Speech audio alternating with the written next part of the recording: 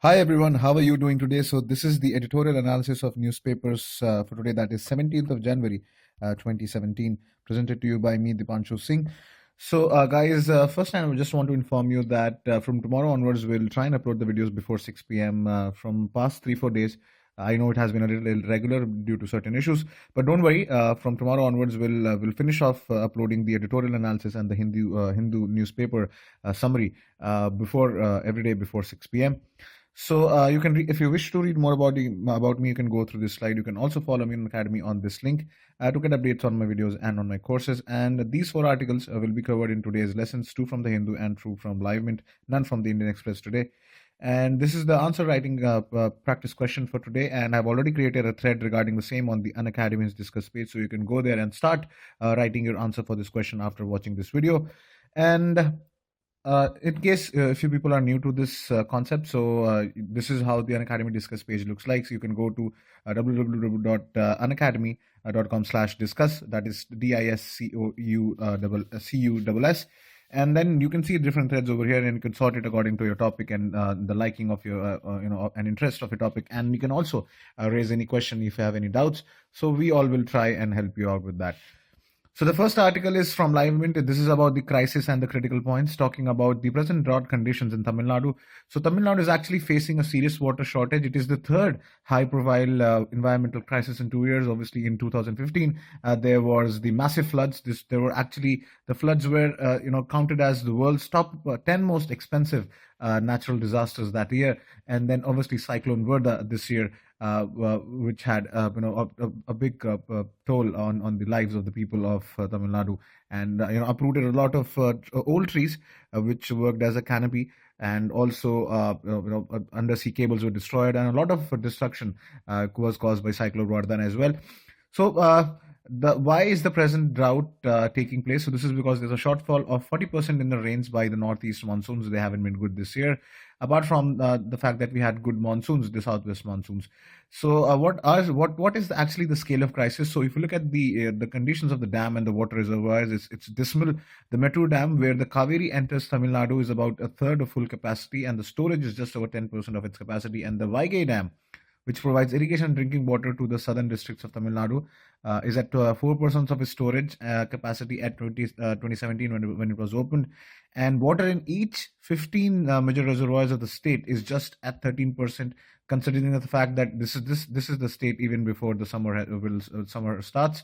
So what has been the government's response? The government response has been quick and relatively swift and effective for the first two crises, that is the Cyclone Varda and the floods. But then advanced preparations during the time of Varda, with the help of prediction analysis by MD and other forecasters, gave the ample amount of time for the disaster management force and the state government to prepare well ahead of the Cyclone Varda. But there were obviously some hiccups, and but due to community participation and this advanced preparation, they were able to do a quick cleanup post the cyclone.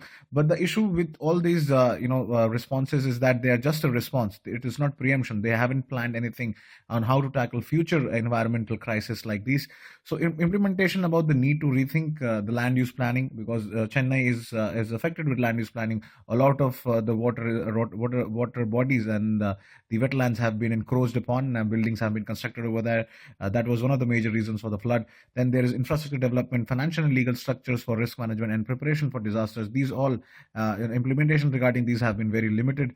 And then why this time during the conditions drought, just the response from the state government won't be enough, because Tamil Nadu relies substantially on water from rivers, which are shared between different states, and 30% of its water storage capacity, as per the government's data, in more than that of its reservoirs, is actually in the form of contribution from other states. If you look at most of the water sharing of these rivers is a contentious issues between the other states. If you look, there's already a dispute of Kaveri between the state of Karnataka and Tamil Nadu. Then there's the Krishna River Water Management Board, which has to decide water capacity and water distribution for between the two states now, after the Andhra Pradesh has been bifurcated into Telangana and Andhra Pradesh. So now this has to be shared with the state of Tamil Nadu as well. And further, the issue is aggravated with the fact there is the groundwater exploitation. due to policies of the government where they provide electricity for tube wells for farmers, which who misuse the extraction of groundwater. And then there's obviously construction of additional bore wells. These also aggravate the problem. And as per a Lok Sabha Standing Committee report on water resources, that found that the groundwater has been actually overexploited in the state, more withdrawn than the net recharge in 33% of the block. And the situation is really critical, and critical or semi-critical, because the withdrawal is more than 80 to 70% of the recharge. So these all have also led to an aggravation of the problem. So this crisis actually brings an opportunity for the government to rise above and the tried and true methods, but increasingly ineffective, unusual responses to the water shortages. And it is also a time to build, forward-looking transformational leadership, to build a consensus around the expense and dislocations of a strong push for water-saving innovations. And also, the government needs to develop a deeper, more integrated, more forward-looking strategy to tackle these kind of environmental disasters before they can take place. So they need to be a little preemptive when tackling these issues. The next article is again from LiveMint. This is about what role can India play in in rebuilding Syria and the war-torn Syria. So extending its soft powers arm to Middle East, India is actually looking forward for major reconstruction projects in Syria. So this is especially in line to commitment to its pre-war projects, especially the Tishreen power plant in Syria. And it has actually signaled that India wants Assad regime to be firmly rooted post the exit of rebel groups and the ISIS from Syria. And in 2009, before the conflict, India had actually given a line of credit of $100 million for construction of this Tishreen power project, which was to be executed by BHEL, but then due to the security risk of the personnel, this project could not be completed. And then OVL, along with China National Petroleum Corporation, has got stake in Syria's Al Furat Petroleum Company. So, in fact, OVL also won bid for exploration and oil and natural gas in one of their fields, oil fields. But all these investments again had to be disbanded and abandoned due to security risk due to the war.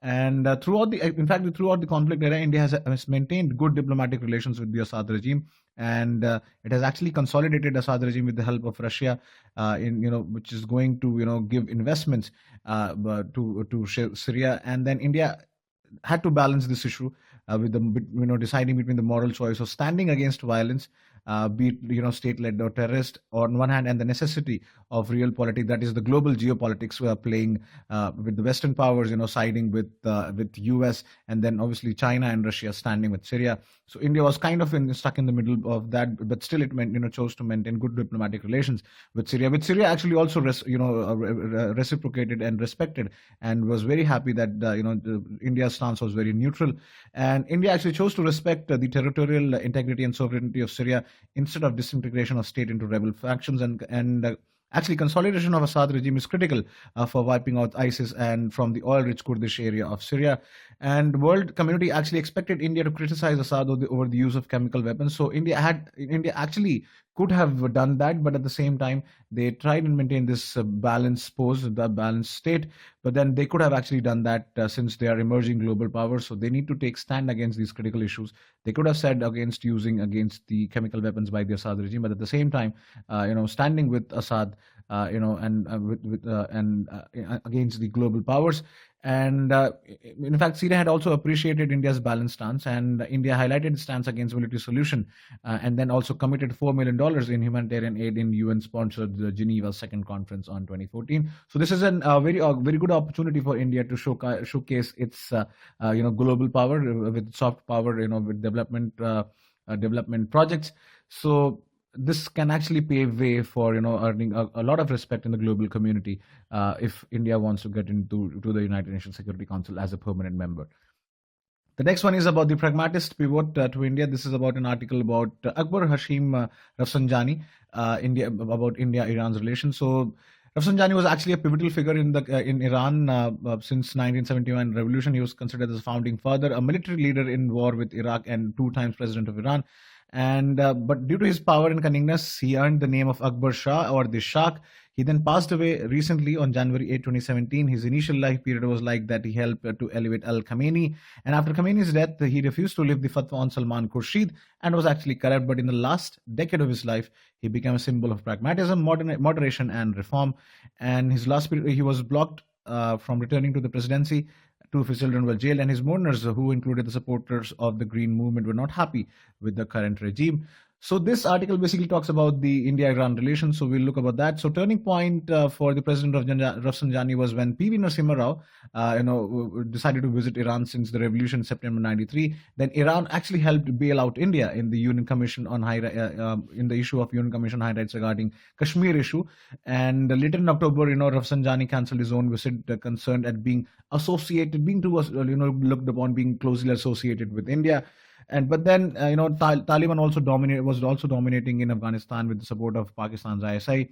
And finally, he gave a visited India and addressed a lot of gathering of Shias in Lucknow. And then he said, and he took a neutral stand and he actually supported India in the Kashmir issue. And he also signed India-Iran Turkmenistan transit agreement that allowing India to avoid Russian or Ukrainian posts. And then he also wanted a Tehran Delhi Beijing axis. And Indians were very against the criticism of Iran. And Rafsanjani actually, why were the relations between India evolved? Why they evolved post? What were the issues that actually came in? So Rafsanjani was not only the person responsible for this. It was other factors such as India's economic liberalization and the situation in Afghanistan was crippling. But then he withdrew with the Taliban calls to support Pakistan. His trip led to development of economic diplomacy, focus on connectivity, energy, and other issues. Afghanistan and Pakistan, having a role in it, and then India's effort was always not successful to prevent relations with Washington and Tehran from interfering with one another.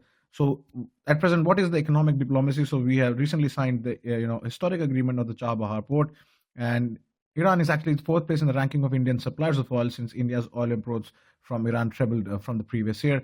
There was also issue because of the economic sanctions in Iran and where the payments could not be made in dollar, but then it was done through Asian Clearing Union in Indian rupee. But there were also certain issues as well, and sometimes there was a trade of grains from India at the cost of buying oil from Iran. And then pressure was also on the Reserve Bank of India to allow Iranian banks to open branches in India, which could actually boost bilateral trade between the two countries. And all of these factors actually make Iran an important nation when it comes to Central Asia for India.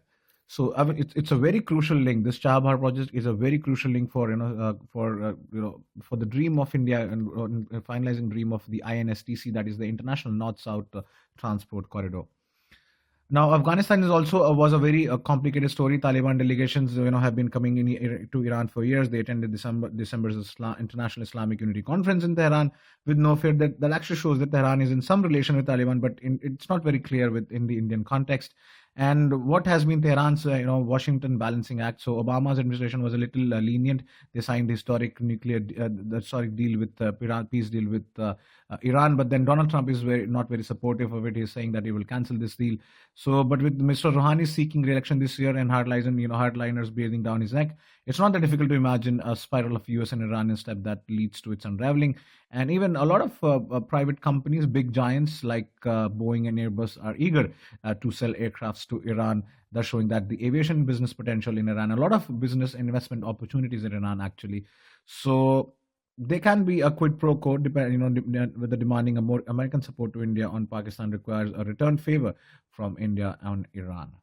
So the last is about the editorial from the Hindu regarding vagaries of job market. So we covered this report of ILO, that is International Labour Organization, due to global slowdown growth.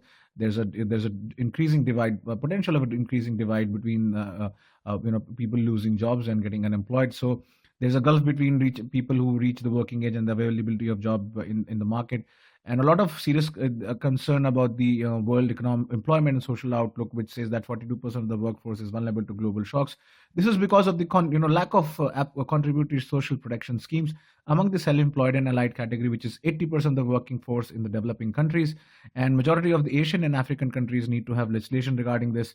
And it is this actually the workforce that can reverse the phenomena of poverty in developing countries. So there can be a potential risk of a decline in the number of people that can be brought out of poverty. And it is the it is the vulnerability of workforce that felt insecure due to outsourcing of jobs, thus elect a leader who is who is vehemently actually opposing globalization.